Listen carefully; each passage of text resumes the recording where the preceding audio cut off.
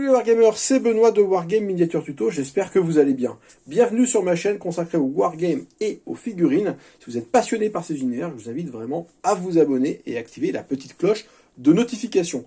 Aujourd'hui, on va découvrir ce jeu qui s'appelle Hartoon Panzer, qui est proposé par Warlord Games, qui m'a très gentiment envoyé un starter set. C'est un jeu de tir, de tank, dans une période de Seconde Guerre mondiale. Aujourd'hui, on va regarder un petit peu le contenu du starter. Je vais vous donner un avis éclairé sur la qualité de ce qu'il y a à l'intérieur, mais on va regarder également les mécanismes de jeu. Donc, dans le starter, vous trouverez déjà ce bouquin. C'est un livre de règles qui est totalement en anglais. Alors, autant vous dire tout de suite que le jeu, pour l'instant, n'est pas proposé en français. Et à mon avis, c'est son plus gros défaut à l'heure actuelle. Le livre, il est super bien illustré avec de très jolis schémas qui nous permettent de bien comprendre.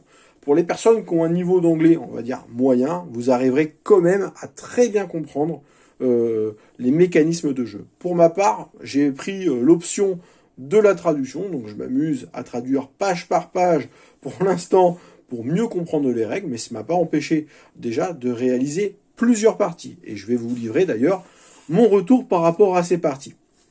Donc vous voyez, le livre, il est super bien fait. Les illustrations, elles sont jolies, c'est propre, il y a des schémas explicatifs. Et moi, je trouve que ça, c'est vraiment super bien. En plus, il y a des figurines qui sont proposées en peinture. Et ça donne de bonnes idées au niveau des figurines qui sont fournies dans la boîte.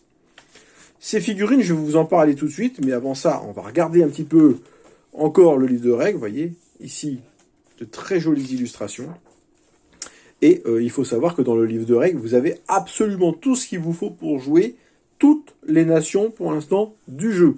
Donc vous avez même, à la fin du livre, la liste des véhicules par nation, avec leurs caractéristiques. Donc vous n'êtes pas forcément obligé d'acheter les cartes, mais ça, j'y reviendrai un petit peu plus tard. Et vous avez également, ici, des fiches de tank qui sont totalement vierges, et vous pouvez photocopier en mettant directement les informations qui vous intéressent. Toutes les cartes du jeu, elles sont également disponibles ici, et vous pouvez les photocopier pour vous constituer votre propre jeu de cartes.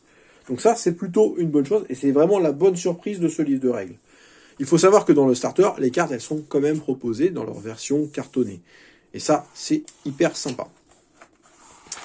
Ici, donc, vous voyez toutes les caractéristiques des différents tanks et des différents canons.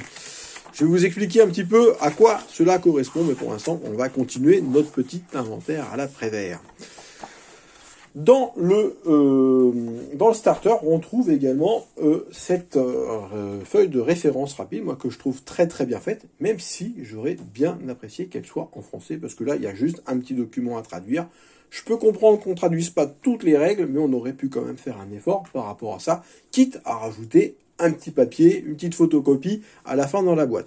Sur le côté, vous avez même des règles, parce qu'on mesure en pouces, comme dans la majorité des wargames. Vous avez également un petit fascicule, qui est plutôt bien fait, sur le starter Blood and Steel. Alors à mon avis, c'est à peu près le même fascicule dans tous les starters, mais celui-là, il vous propose des premières missions pour vous familiariser un petit peu avec le jeu. Il vous propose également des schémas de peinture, pour pouvoir peindre les véhicules qui sont fournis dans la boîte. Alors, ce schéma de peinture, on va dire, va vous donner les couleurs de base, mais n'allez pas croire qu'en appliquant simplement ces peintures, vous allez avoir ce type de résultat. Ça demande quand même pas mal de travail derrière, de vieillissement, d'ancrage et également d'éclaircissement. Vous avez également la notice de montage des différents tanks. Alors, les deux nations, je vous ai dit, c'est les Anglais et c'est les Allemands. Les Anglais sont représentés par des Sherman de différents types. Sherman 5, essentiellement, et le Sherman 5 dans sa version Firefly pour les Anglais. Donc vous en avez 3 au total. Les voici, les voilà, une fois montés. Alors, voilà, je vous en montre, avec différentes options de montage, pour pouvoir les différencier sur le champ de bataille. Ce que vous voyez en gris ici, c'est des petits rajouts qu'on peut mettre sur les chars, de ce qu'on appelle du stowage, qui vous permettra de personnaliser les chars. Si on regarde de ça un petit peu plus près, on a quand même de très jolis véhicules. Et au niveau du montage, je n'ai pas rencontré de difficultés majeures. Pour autant, j'aurais apprécié que les petites notices de montage soient un peu mieux faites, parce qu'on est quand même sur deux véhicules différents. Donc ici, on a du Sherman, mais on a également deux Panthères. Et on constate tout de suite qu'il y a une différence de couleur et que c'est pas le même plastique. À mon avis, il y a une différence notable entre le montage des deux tanks. L'allemand, lui, on va avoir une petite notice de montage avec des numéros, et c'est pas le cas pour les Américains. On peut constater également des différences de sculpture entre les membres d'équipage. Les membres d'équipage, enfin les chefs de char essentiellement, ils ont une importance primordiale dans le jeu. On peut jouer donc en gros avec les écoutilles fermées et les écoutilles ouvertes, parce que ça a une incidence au niveau du champ de vision, et la vision a une grosse importance dans la bataille. J'aurais apprécié également qu'on puisse proposer donc deux types de tourelles, ouvertes et fermées, qui soient interchangeables. Ça nous évitera de mettre le petit pion en carton qu'on va découvrir dans quelques instants. Au niveau de la sculpture des figurines, voilà, très joli. L'allemand, il est plutôt fin, alors que les Américains, enfin les Anglais, c'est du char américain, mais c'est de l'anglais, on est sur des sculptures qui sont plus proches des figurines de Bolt Action. Bon, c'est totalement compatible, je vous rassure, tout est à la bonne échelle. Les notices, j'aurais apprécié également que certains détails soient un peu mieux photographiés pour qu'on puisse mieux les déceler, parce que c'est très petit sur la photo, et pour quelqu'un qui n'est pas habitué au montage, ça peut être un petit peu compliqué. Pour autant, les petites images d'illustration vous permettront de monter correctement vos véhicules. Moi, je vous encourage vraiment à utiliser des colles plastiques pour pouvoir monter les véhicules. Ça va beaucoup plus vite. Alors, je vous en montre deux. Donc, vous avez des marques comme ça, LR, ou vous avez Army Painter. Mais la colle plastique sera quand même beaucoup mieux que la super glue. Ça va coller plus rapidement et plus durablement.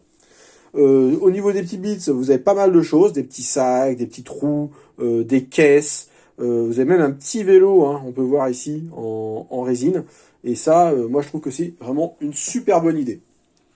Au niveau du contenu de la boîte, vous avez également des décors. Alors je retire ça, je vais vous montrer les décors. Et moi je trouve que c'est plutôt une bonne chose, parce que vraiment le contenu, encore une fois, il vous permet de jouer immédiatement avec uniquement la boîte de démarrage. Et ça, c'est vraiment une super idée.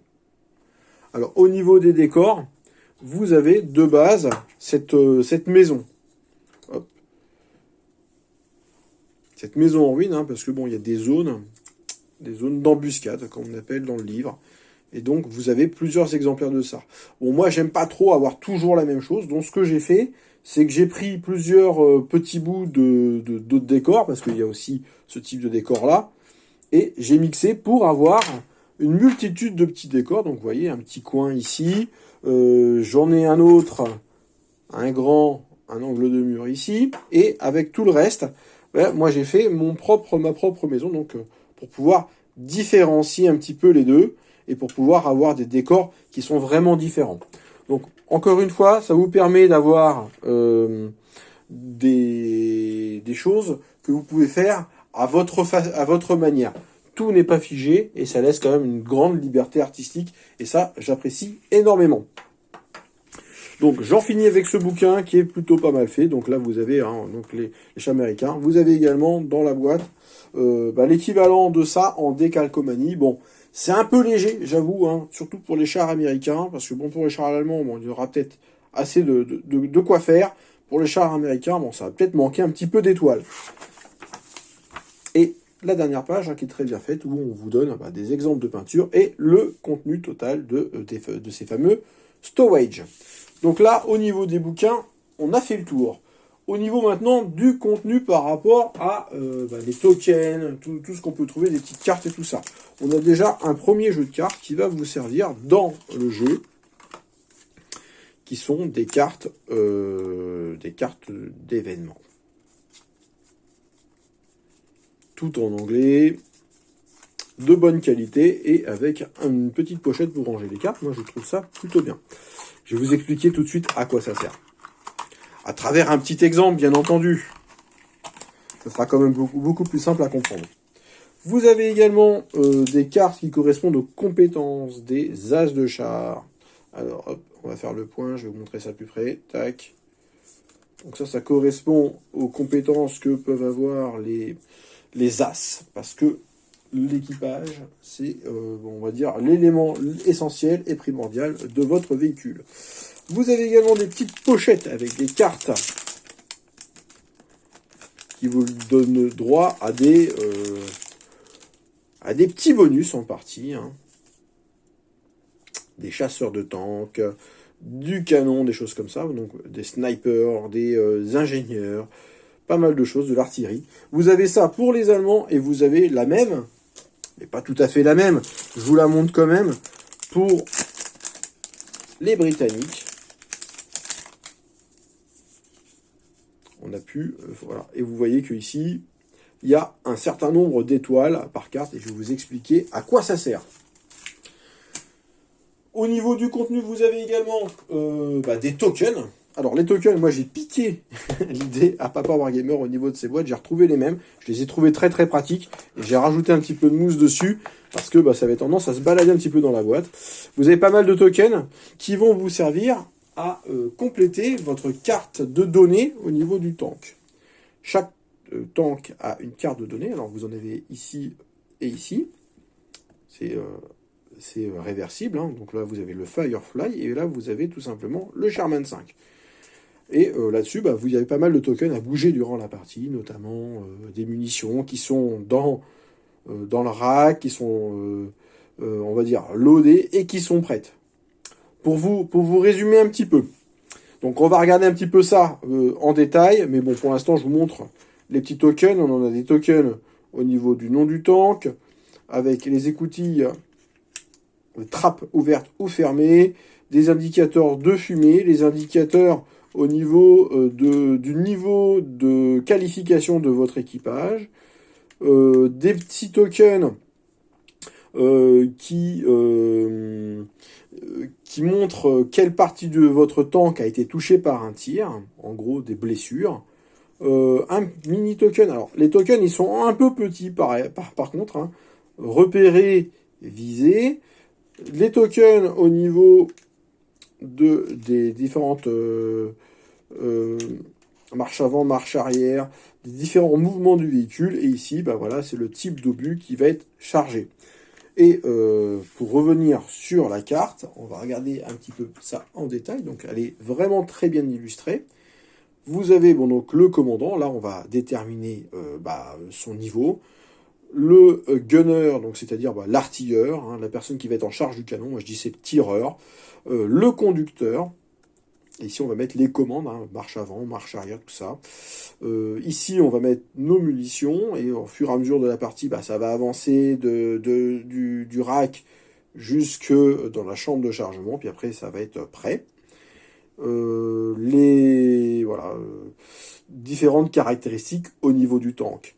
Et avec un système de classe, ici au niveau du tank, hein, ici par exemple Sherman 5, c'est un tank de classe 2, on peut constituer son groupe de deux manières différentes, soit par classe, soit par point des équipages. Voilà un petit peu ce qu'il en est à ce niveau-là, au niveau des cartes. Vous avez également d'autres tokens qui sont, encore une fois, dans une petite boîte, avec un compte-tour, alors avec quelques particularités sur ce compte-tour, parce que ça va être des minutes qu'on va s'attribuer, ou pas. Chaque joueur, à la fin du tour, doit lancer des dés, un ou deux, suivant qu'il soit pressé ou pas, et ça va déterminer le temps qui est passé dans le tour. Moi, je trouve ça plutôt innovant et c'est plutôt sympa. Vous avez des petits dés, même si vous n'avez pas des dés, alors c'est des D6, hein, c'est des trucs assez courants, ils sont assez petits, mais bon, c'est quand même plutôt pratique pour quelqu'un qui veut commencer et pour avoir des dés qui sont pareils. Des tokens qui disent que si des zones, alors les ruines que je vous ai montré tout à l'heure, voilà, des zones d'embuscade, elles sont nettoyées ou pas nettoyées. Un petit token qui nous dit un petit peu dans quelle phase de jeu on se trouve. Et ici, des tokens qui sont tout à fait intéressants et qui sont indispensables dans le jeu. Ce sont les tokens d'activation des tanks. Voilà, on a fait un petit peu le tour déjà de la boîte. Et je vais vous expliquer maintenant brièvement comment se déroule une partie. Alors, dans un premier temps, pour illustrer mon propos, on va sortir ces deux tanks-là. Voilà. Un Sherman et un Panther. Dans un premier temps, on va devoir constituer notre groupe d'armée. Alors, notre groupe d'armée, c'est un peloton de chars. Un peloton de chars qui est constitué de un ou plusieurs chars. Je vais dire que, on va dire, 3 chars par peloton vous garantira, on va dire, entre 1h30 et 2 heures de jeu. Vous pouvez en rajouter beaucoup plus si vous le souhaitez. Ça peut prendre un petit peu de temps au départ, mais vous allez voir que le mécanisme de jeu, il est plutôt simple. Chaque tank, il a une fiche, comme ça, qui correspond à des caractéristiques. Vous en avez un pour les alliés, et vous en avez un autre pour l'axe. Afin que ça soit équivalent, vous voyez qu'ici, par exemple, on a un classe 4. Et ici, on a un classe 2. Si on fait la constitution simplifiée, ben voilà, j'ai le droit, normalement, à 2 chars. 2 Sherman valent un Panther. Il va falloir également, après, que je détermine, comme je vous le disais, le niveau de mes membres d'équipage. Tout ça, ça a un prix. Il y a des règles qui sont bien définies pour savoir à peu près de combien d'étoiles, parce qu'on va parler en étoiles, on dispose pour, on va dire, convertir tout ça en expérience.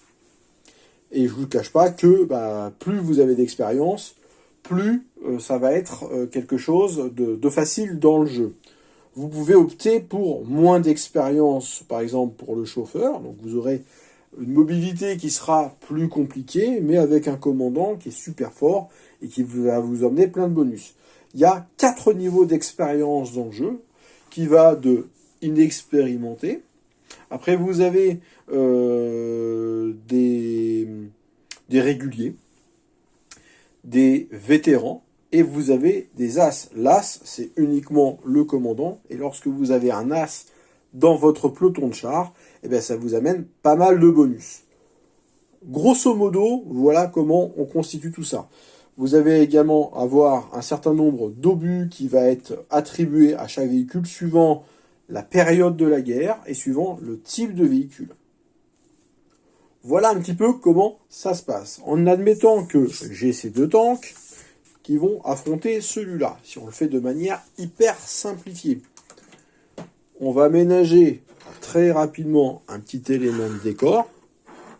Ici, qui va être une zone de couvert. On commence sur la longueur d'un tapis, et non pas sur la largeur comme les 3/4 des wargames.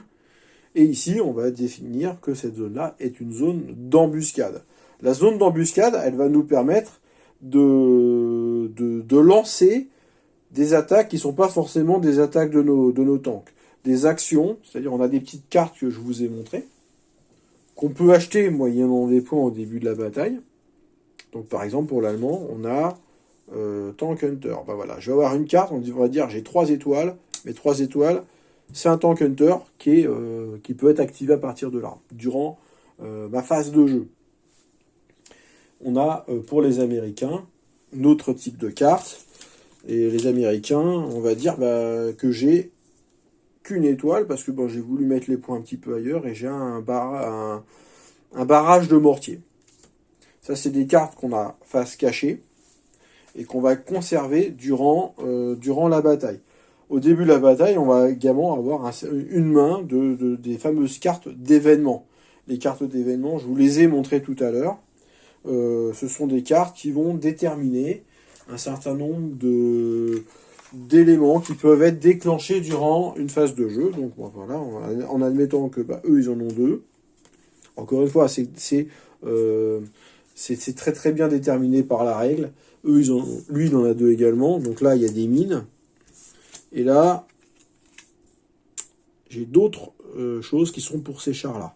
Ça, encore une fois que je les joue, je vais devoir repiocher à la fin du tour pour pouvoir en récupérer d'autres pour le tour d'après. C'est des petits bonus qui sont amenés durant la partie. Par contre, ces cartes-là, une fois qu'on les a jouées, bah, c'est terminé. Elles sont défaussées jusqu'à la fin de la partie. Ce qu'il faut savoir dans le jeu, c'est que le jeu, il est totalement différent de Bolt Action. Et moi, je pense que c'est une erreur, alors qui n'est pas une grosse erreur en soi, qu'a fait Warlord Games à ce niveau-là, c'est d'associer le jeu Bolt Action à ce jeu-là. Parce que c'est vraiment des jeux qui sont totalement différents. Ils sont bien tous les deux, mais ils sont vraiment différents. Et je pense pas qu'ils soient compatibles. Parce que là, on est vraiment dans un jeu de tir,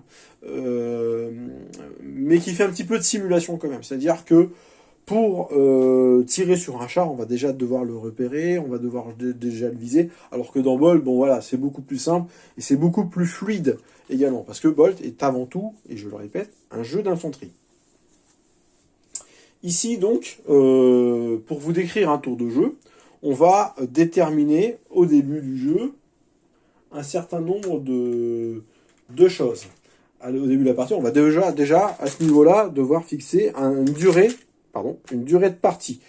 Et on peut dire par exemple 60 minutes. Ça va pas durer 60 minutes réelles, mais à la fin du tour, chaque joueur, à tour de rôle et à chaque tour, devra lancer des dés, 1 ou 2 à son choix, et ça va déterminer le nombre de minutes qui est passé dans le tour. Donc ça peut être une gestion du temps qui peut être intéressante. Ici par exemple, au niveau des activations, on va parler un petit peu des activations, on a des numéros. On a 3 numéros. Alors, attendez, je retrouve le 2. Le voici, le voilà. Et ça va déterminer l'ordre d'activation du tank. Mais ça ne se termine pas là. Ici, on va mélanger à chaque début de tour. Et on va piocher autant de pions qu'on a de tanks. Donc ici, moi je vais en prendre 2 parce que j'ai 2 tanks. Ici, je vais prendre ça. Donc ici, l'Allemand, il va déjà pouvoir retourner en me le montrant, hein, s'il veut. Hein. De toute façon, c'est pas un secret. Il sera activé au numéro 3. Moi, par contre, j'ai 2 pions. Et j'ai 2 tanks. Et bien, ces 2 tanks, je ne sais pas dans quel ordre, pour l'instant, il va jouer. Je vais devoir faire ce qu'on appelle un check radio, qui va me permettre de regarder ou pas l'ordre de ces 2 pions. Et admettons que j'ai réussi mon check radio, hein, je dois lancer un dé, c'est un jeu qui joue qu'avec des D6. Je retourne, et là, je vois ça. Donc, je vais dire, tiens, celui-là, il est mieux armé, je vais mettre lui en premier, et lui en second. Par contre, j'aurais raté mon check radio, j'aurais gardé ça comme ça, j'aurais fait ça, je ne sais pas quoi correspond à quoi, j'aurais fait ça, j'aurais retourné, là, ça tombe bien, mais j'avais une chance sur 2 que ça ne corresponde pas à mon choix initial. Donc voilà un petit peu, je trouve ça très bien, cette phase d'activation. C'est un petit peu rigolo. Ça montre également que le check radio, il faut quand même le réussir. Et ça c'est pas, on peut le rater, on peut avoir des surprises, mais ça montre aussi une limite au niveau du jeu par rapport au fait que si on aligne que un char contre un char, forcément on sait tout de suite qui commence et qui finit. Et on perd cette petite incertitude et ce côté un petit peu fun. Donc moi je vous encourage vraiment, si vous jouez à ce jeu, c'est d'avoir 2, voire 3, 4 véhicules pour pouvoir avoir ce petit truc là. Dans la partie, après, en admettant que ce char là joue, il y a plusieurs actions qui sont possibles, des actions de déplacement. Alors on va ressortir sa petite fiche. On va devoir, dans un premier temps, dire, face cachée, quel type d'action il va faire. Donc vous avez plein d'actions différentes au niveau du mouvement, marche avant, marche arrière, halte, droite, gauche. Donc ici, je le cache, hop, je vais vous montrer ça, je le cache, il est ici, et on ne sait pas encore ce que je vais faire. Tout le monde fait pareil avec ses tanks, et moi je découvre en premier ça. Voilà, je dis on va avancer. Donc il va avancer de 7 pouces, ça fait à peu près ça, 7 pouces. Alors ils avancent pas énormément. Et je peux avoir après des actions, ce qu'on appelle des actions tactiques, qui peuvent être gratuites ou pas. C'est-à-dire là par exemple je peux faire un pivot, je dois faire un test en fonction de l'expérience de mon pilote. Vous voyez, le pilote, il a quand même une importance. Bah, ça va être sur du 4+, du 5+, du 3+. Et ben voilà, si j'échoue, bah, je peux pas faire mon pivot. Et si je réussis, bah, mon pivot, bah, je le réussis. Il fait ça. Et après, bah, je peux faire une autre action. Donc une action peut être une action de chargement d'obus. On peut faire un chargement forcé, pardon, pour pouvoir se retrouver ici directement. Mais je pourrais pas tirer directement dès le premier tour de jeu. Voilà. Donc ça, c'est déjà, on va dire, la base, le déplacement et les actions tactiques. Pour pouvoir tirer sur un char ensuite, je vais devoir le repérer dans un premier temps. Donc il faut qu'il soit dans ma ligne de vue, ça c'est super important. De tourelle à de ma tourelle à un point de son char. Après, là je l'ai juste spoté, on va dire. Après je peux le viser pour ajuster mon tir, pour avoir quelques bonus supplémentaires. Et je peux tirer.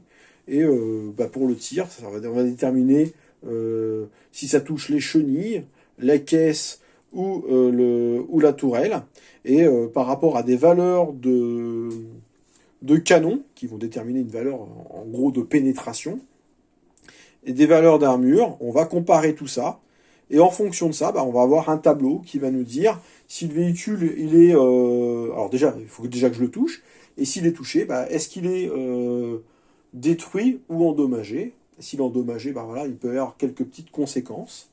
Et si il peut être détruit directement. Autant vous dire que le jeu, la valeur du canon historique d'un Panther, par exemple, par rapport à un Sherman, elle est largement supérieure. Le canon est beaucoup plus puissant et il explose assez facilement les Sherman. Alors, pour se protéger, on peut se mettre derrière une ruine qui va nous apporter un petit couvert, ce qu'ils appellent le Hull-Down. Le Hull-Down, c'est un couvert et qui nous permet de nous donner une petite protection supplémentaire et qui peut faire foirer le tir adverse. En gros, voilà les grands principes du jeu à peu près. Et des actions tactiques, vous en avez de mémoire 7 différentes qui vous permettent donc de spotter, de viser, de mitrailler, de mitrailler un véhicule ennemi pour que l'adversaire rentre son chef et que du coup soit plus compliqué pour lui de repérer des véhicules, par exemple. Il peut perdre des actions comme ça. On peut nettoyer une zone, parce que je vous ai dit que les actions qu'on a vues peuvent partir de la zone là, c'est-à-dire que le char allemand il peut très bien dire moi j'avais un Panzerschreck là-dedans, et tiens je sors ma carte, et la petite carte qu'il a achetée, et je fais un tir de Panzerschreck là-dessus. Alors tout est bien marqué sur les cartes. Et du coup, ces zones-là, elles sont plutôt dangereuses. Elles sont soit à nettoyer, mais si on les nettoie, forcément, on perd un petit peu de temps parce qu'on tape avec des obus hacheux pour pouvoir nettoyer toutes on va dire les ennemis qui sont potentiellement dissimulés là-dedans. Et une fois que c'est nettoyé, il n'y aura plus rien et on peut tranquillement se mettre derrière à couvert, ou soit on prend le risque de se mettre à couvert derrière, avec le risque que l'adversaire sorte ses cartes. Donc les cartes, on en a, comme je vous ai dit, un nombre limité dans la bataille, et ces cartes-là, elles ont quand même une importance, on ne peut pas les sortir quand on veut, et tactiquement, je trouve ça plutôt intéressant. Même s'il y a des cartes qui sont vraiment un petit peu OP, c'est-à-dire que la carte qui transforme une mort en... je t'ai touché par exemple, je t'ai tué, peut se transformer en simple blessure. Bon là c'est un petit peu décevant pour Sherman qui aura du mal à taper le Panther, mais bon c'est le jeu et c'est ce qui mène un petit peu de piment dans le jeu. Voilà en gros les grands mécanismes de ce jeu. Alors le jeu il se finira à la fin du temps qui a été discuté au départ par les deux joueurs. Il faut savoir également que le vainqueur sera déterminé par rapport, non pas au nombre de chars détruits, mais par rapport à la valeur des chars détruits. Par exemple, là j'ai 2 classes 2. En admettant que j'ai 2 panthères, si je détruis un panthère, j'aurais ramené plus de points que si je détruis un Sherman. Donc, plutôt intéressant. Moi, ce que je retire des parties, c'est que ce que je vous ai montré là, ça peut aller très très vite dans une bataille, parce que bah voilà, des fois on peut pas forcément tout le temps tirer, il faut qu'on se déplace, il faut qu'on se mette à couvert. Le couvert a une grosse importance. Euh, les valeurs historiques, on va dire, elles sont plutôt bien respectées, ça j'apprécie beaucoup. Euh, voilà, on va faire très attention, on va être précautionneux parce que bon, on peut se faire péter son Sherman assez facilement par rapport à ses panthères. Le contenu de la boîte, moi je le trouve tout à fait suffisant pour pouvoir se lancer sereinement dans le jeu. Vous pourrez augmenter ensuite votre collection de tanks à travers tous les chars qui sont proposés par Warlord Games. Alors c'est aussi l'occasion pour eux de recycler un bon nombre de tanks qui étaient déjà proposés pour le jeu Bolt Action. C'est exactement la même échelle et vous pourrez utiliser vos figurines pour les deux jeux, c'est plutôt une bonne chose. À qui se destine ce jeu? Là, c'est plutôt une question intéressante, je trouve. Le jeu, il se destine à des personnes déjà qui ont envie d'avoir un jeu qui dure pas très longtemps. Voilà, hein, en 2 heures, comme je vous disais, une partie, elle est largement finie, avec un bon rythme de jeu, des règles qui sont pas forcément très complexes, puisqu'on peut les comprendre assez facilement au bout de 2-3 parties. Ça commence déjà à bien rouler et on commence vraiment à devenir un expert dans le domaine. Il se destine également aux joueurs de Bolt Action qui étaient un petit peu frustrés de ne pas pouvoir sortir des gros tanks. Ben voilà, pour une fois, vous pourrez en sortir des gros. Ici, voilà, le Panther, on va dire c'est un char classique dans le jeu, on peut sortir beaucoup plus gros, et pour les Américains également. J'aurais bien aimé, comme je vous disais, avoir des chars qui sont peut-être un peu plus représentatifs du Royaume-Uni, comme des Cromwell ou un Churchill. Bon, là, l'avantage, c'est que il pourra me servir également pour faire du char américain. Donc voilà. Que dire d'autre par rapport à ce jeu? Moi, j'ai beaucoup aimé y jouer. Est-ce que j'y joue régulièrement ou pas? J'essaie d'y jouer régulièrement parce que franchement, je trouve ça très intéressant d'un point de vue tactique, parce que on va jouer vraiment différemment.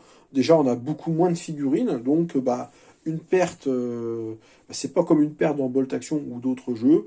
Là, on va vraiment sentir la conséquence. Hein. Si je perds un de mes 2 Sherman par rapport au Panther, ça va être un petit peu compliqué pour moi pour le reste de la bataille.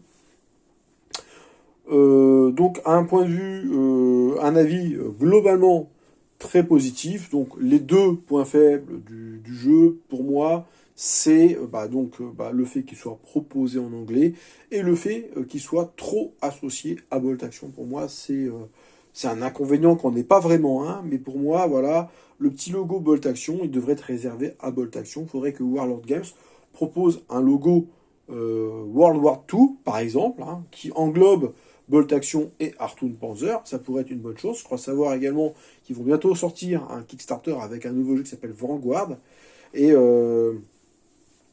Et encore une fois, on pourrait mettre ce jeu dans cette égide-là. Bon, c'est qu'une idée que je lance comme ça, mais pour moi, ça me semblait important de pouvoir vous le préciser. Que vous dire de plus, si ce n'est que j'espère avoir éclairé un petit peu vos lumières. Vous avez d'autres vidéos qui vont vous décrire plus clairement peut-être les règles, mais voilà, moi je voulais vous faire mon avis et mon retour par rapport à ce jeu. J'espère que cette vidéo vous a plu. N'hésitez pas à laisser vos commentaires. Je vous dis à très très bientôt pour de nouvelles aventures. Ciao ciao.